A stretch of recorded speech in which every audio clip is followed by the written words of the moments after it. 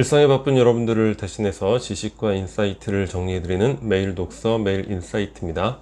오늘은 상처받지 않은 영혼, 이 책에 대해서 한번 살펴보도록 하겠습니다. 이 책은 깨달음에 관해서 다루고 있는데, 깨달음에 관한 많은 여러 가지 책들이 있잖아요. 종교 서적이 될 수도 있고, 성자 누구누구의 깨달음, 이런 책들을 저도 많이 살펴봤는데 사실 대부분이 난해한 것 같아요. 추상적이고 개인적인 경험을 좀 어려운 말로 나열한 그런 책들이 굉장히 많죠. 그런데 이 책은 제가 물론 많이 읽어본 건 아니지만 깨달음에 관한 책 중에서 가장 쉽게 읽을 수 있고 가장 논리적이고 이제 합리적인 그런 책이 아닐까. 저는 한 번 읽어봤는데 읽으면서 이 책은 두고두고 여러 번 읽어봐야 되겠다 이런 생각을 했습니다. 평생에 걸쳐서 반복해서 읽어보는 거죠. 깨달음의 책 중에서 쉽다고 말씀은 드렸지만 그렇다고 해서 그렇게 쉽진 않겠죠. 그 중에서 몇 가지만 핵심적인 사항들만 한번 같이 공유를 해보도록 하겠습니다. 참나란 무엇인가?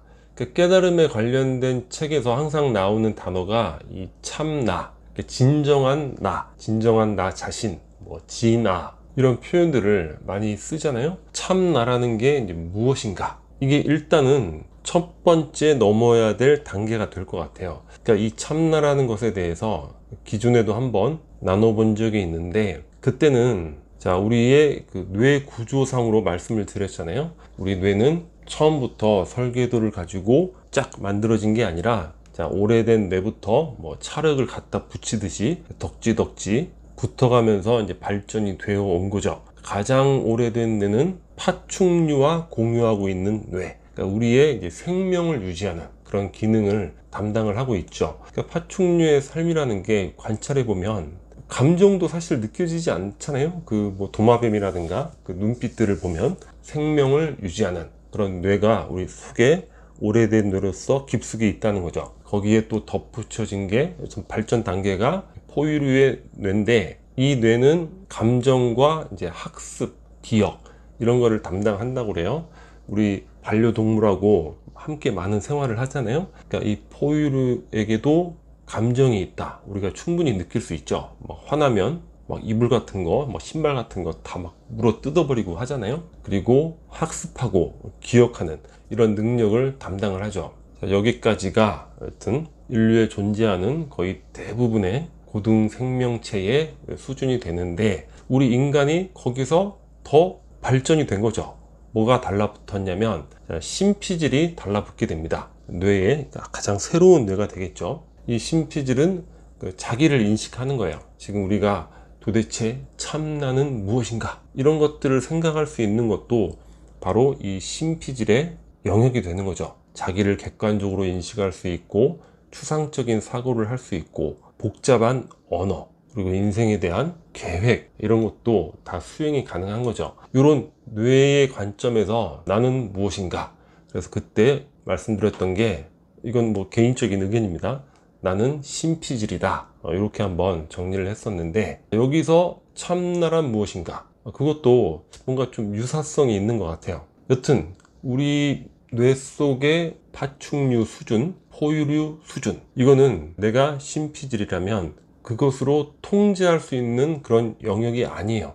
생명 유지를 담당하고 있는 그런 기능들, 자율신경, 교감신경, 부교감신경, 항상성 유지, 이런 것들 우리가 통제하지 못하죠. 우리의 내장기관들 우리가 통제합니까? 가나 해독해라 이런 게 아니잖아요. 그 자체로 이제 움직이는 거죠. 그 자체에 뭔가 프로그램 또는 알고리즘으로 기능을 하는 거예요. 그리고 포유류의 뇌도 마찬가지라는 거예요. 이게 중요한 건데, 우리가 감정을 느끼죠. 감정을 느끼고 생각을 해요. 1초에도 수많은 생각을 이제 한다고 하는데, 이 감정과 생각을 과연 내가 컨트롤할 수 있는가? 컨트롤할 수 없죠. 이 포유류 뇌의 수준에서 이것도 거의 자동적으로 이루어지는 거예요. 불안, 초조, 두려움, 걱정, 수치, 질투, 시기, 분노, 물론 인격적인 수준이 높아지고 그런 수준에서 어느 정도의 감정 조절은 가능하겠지만, 누군가 나를 무시하는 눈빛으로 바라본다, 그때 어떤 감정이 분출하는 것, 순간적으로 감정이 분출하는 것, 이거는 우리가 통제하는 게 아니라는 거예요. 자, 생각도 마찬가지죠. 오만 가지 생각이 나는 거예요. 뭐 고요하고 평화로울 틈이 없어요. 따다다다다닥 생각이 흘러나오는데 이것도 우리가 통제하는 게 아니라는 거예요. 그 자체의 프로그램 또는 알고리즘으로 거의 자동 반사적으로 발생하는 거죠. 그러니까 우리가 꿈을 꾼다. 꿈? 우리가 통제하지 못하는 거죠. 아, 어떻게 저런 기상천외한 꿈을 꿀까? 우리가 그냥 객관적으로 영화 보듯이 바라보는 거예요. 아, 참 희한하네. 저런 장면의 꿈을 꾸다니. 그래서 중요한 건, 자, 감정과 생각은 참 내가 아니라는 거예요. 이 감정과 생각에 속박당해서는 안 된다는 거죠. 그것이 나라고 착각을 해서 거기에 휘말려 들어가서 엉망진창이 되어서는 안 되는 것이다. 참 나라는 것은 객관적 입장에서 이러한 생명 유지를 위한 기능들, 그리고 자동 반사적인 이런 감정과 생각들, 그런 것들을 바라보는 자, 객관적으로 관찰하는 자, 그게 바로 참 나라고 이야기를 이제 하고 있는 거죠. 그러니까 뭐 정확한 건 아니지만 저는 이제 신피질이라고 저의 개인적 생각인데, 많은 사람들은 또 참 나가 뭐 여기 가슴 쪽에 있다는 거예요. 자, 우리 뇌라는 게 여기에만 다 몰려 있는 게 아니라 여기서부터 내장기관까지 쭉 다 퍼져 있잖아요. 뇌의 신경세포가 여기까지 쭉 퍼져 있다고 합니다. 항문까지. 이거는 뭐 과학적인 사실인데, 그래서 그 뇌의 신경세포 중에서 뭐 가슴 속에 또 위치하는 것이 아닌가, 뭐 이런 생각이 들기도 해요. 여튼 중요한 결론은 나의 몸이지만 내가 다 통제하는 것이 아니다. 그걸 과연 나라고 할 수 있는가? 그리고 자동 반사적으로 나오는 수많은 5만 가지 감정과 생각들, 이것도 진정한 나라고 할 수 있는가? 아니라는 거예요. 진정한 나는 그런 것들을 지켜보는 자, 바라보는 자, 관찰하는 자, 그러한 의식, 그게 바로 참 나라고 할 수 있다. 이 부분이 어떤 깨달음의 1단계가 될 것 같습니다. 자, 그러면 인생의 여러 많은 문제들을 어떻게 해결해 나갈 수 있는가? 하여튼 뭐 깨달음이 있으면 그런 것들에 적용이 가능해야 되잖아요. 자, 우리가 인생의 많은 문제에 맞닥뜨리게 되는데, 기존에는 감정과 생각을 나라고 착각해서 그냥 넋을 놓고 거기에 잠식당하게 되는 이런 경우가 많았다면, 깨달음이 있는 자라면 달라야 되겠죠. 자, 감정과 생각의 충고에 거리두기를 할 수 있어야 되는 거예요. 자, 첫 번째로는 어떤 감정이 막 일어나는 것, 어떤 생각이 일어나는 것, 이거를 알아차리는 거야. 아, 나의 어떤 영역에서 이러한 감정들이, 이러한 생각들이 일어나는구나. 그거를 객관적인 관점에서 바라볼 수 있어야 되는 거예요. 그거를 알아차릴 수 있어야 되는 거예요. 이런 얘기는 뭐 불교라든가 여러 깨달음의 책에서 많이 나오잖아요. 자, 문제가 발생했을 때 감정과 생각은 우리에게 충고를 합니다. 이 문제가 해결되려면 외부의 무언가가 바뀌어야 돼. 외부의 환경이 바뀌어야 돼. 이렇게 감정과 생각이 자신의 방어막의 성벽을 만든다는 거예요. 근데 지금까지 그 누구도 어떤 문제 해결을 위해서 외부 조건, 외부 환경을 바꿔서 문제를 진정으로, 이게 중요한 거예요, 진정으로 해결한 적은 없다는 거죠. 왜냐하면 뭐 하나씩은 해결할 수 있겠죠. 근데 하나의 문제가 해결되면 또 다른 문제가 나와요.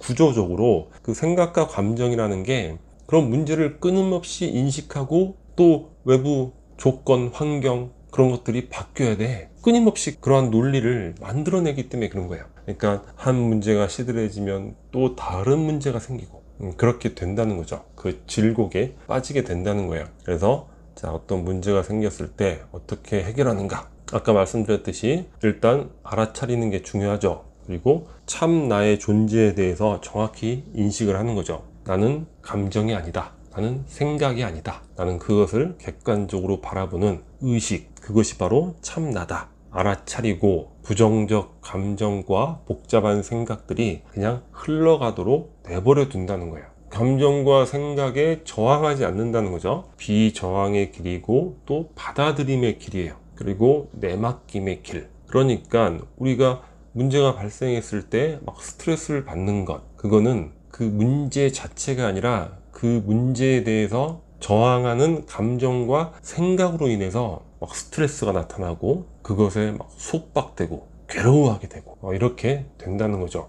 그걸 알아차리고 아이고 또 이번에도 이런 감정이 솟구치고 있구나, 이런 생각들이 나타나고 있구나, 그것들을 받아들이고 그냥 흘러갈 수 있게 지켜보는 거죠. 그러면 그런 것들이 나에게 스트레스를 주거나 괴로움을 주는 일이 없어진다는 거예요.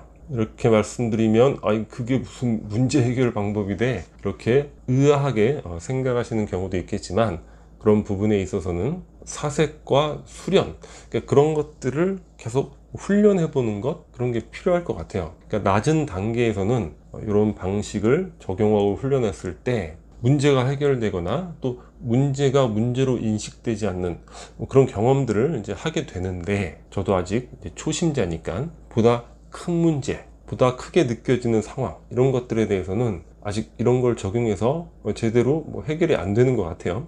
여튼 앞으로도 계속 수련하고 연습하고 그런 과정에서 보다 큰 깨달음이 있지 않을까. 그러니까 영적인 성숙, 이런 것들을 이뤄내면서 그 배후에 우주보다 더 큰 그러한 내면이 존재하는 걸 느끼게 된다, 이런 내용도 있는데, 약간 그런 것 같다는 작은 깨달음, 이런 것들은 또 느껴보게 되는 것 같아요. 여튼 문제 해결의 깨달음의 대응에 대해서 간단하게 한번 살펴봤습니다.